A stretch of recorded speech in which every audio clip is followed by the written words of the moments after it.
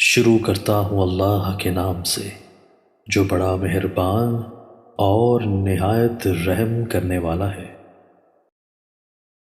حضرت عبداللہ بن عمر رضی اللہ عنہما نبی صلی اللہ علیہ وآلہ وسلم سے بیان کرتے ہیں کہ آپ صلی اللہ علیہ وآلہ وسلم نے فرمایا، رب کی خوشنودی والد کی خوشنودی میں ہے اور رب کی ناراضگی والد کی ناراضگی میں ہے۔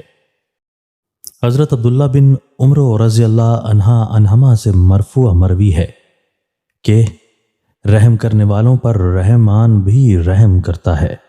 جو زمین میں ہیں تم ان پر رحم کرو، تم پر آسمان والا رحم کرے گا۔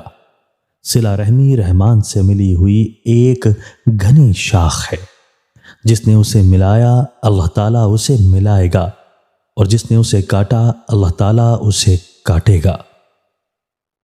حضرت ابو ہریرہ رضی اللہ تعالیٰ عنہ سے مروی ہے کہ رسول اللہ صلی اللہ علیہ وآلہ وسلم نے فرمایا، موسیٰ علیہ السلام نے اپنے رب سے 6 خوبیوں کے بارے میں سوال کیا، جس کے بارے میں موسیٰ کا گمان تھا وہ صرف انہی میں ہے، اور 7ویں خوبی کو موسیٰ خود پسند نہیں کرتے تھے۔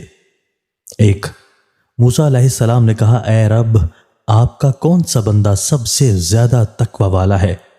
اللہ تعالیٰ نے فرمایا، جو مجھے یاد کرتا رہتا ہے، بھولتا نہیں۔ 2، موسیٰ علیہ السلام، آپ کا کون سا بندہ سب سے زیادہ ہدایت یافتہ ہے؟ اللہ عز و جل نے فرمایا، جو ہدایت کی پیروی کرتا ہے۔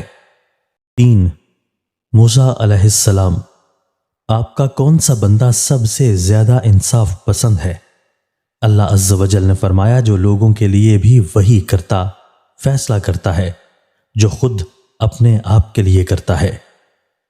4، موسیٰ علیہ السلام، آپ کا کون سا بندہ سب سے زیادہ علم والا ہے؟ اللہ عز و جل نے فرمایا، وہ شخص جو علم سے سیر نہیں ہوتا، لوگوں کے علم کو اپنے علم میں جمع کرتا رہتا ہے۔ 5، موسیٰ علیہ السلام، آپ کا کون سا بندہ سب سے زیادہ معزز ہے؟ اللہ عز و جل نے فرمایا، جو شخص قدرت رکھنے کے باوجود معاف کر دے۔ 6، موسیٰ علیہ السلام، آپ کا کون سا بندہ سب سے زیادہ غنی ہے؟ اللہ عز و جل نے فرمایا، جو اسے دے دیا جائے اس پر راضی ہو جائے۔ 7، موسیٰ علیہ السلام، آپ کا کون سا بندہ سب سے زیادہ محتاج ہے؟ اللہ عز و جل نے فرمایا، جو شخص مالدار ہونے کے باوجود اسے اپنے لیے کم سمجھتا ہو۔ رسول اللہ صلی اللہ علیہ وآلہ وسلم نے فرمایا، غنی مال سے نہیں ہوتی، غنی اصل میں دل کا کشادہ ہونا ہے۔ جب اللہ تعالیٰ کسی بندے سے بھلائی کا ارادہ کرتا ہے تو اس کے دل میں کشادگی اور تقوی رکھ دیتا ہے، اور جب اللہ تعالیٰ کسی بندے سے برائی کا ارادہ کرتا ہے تو اس کے ماتھے پر فقیری رکھ دیتا ہے۔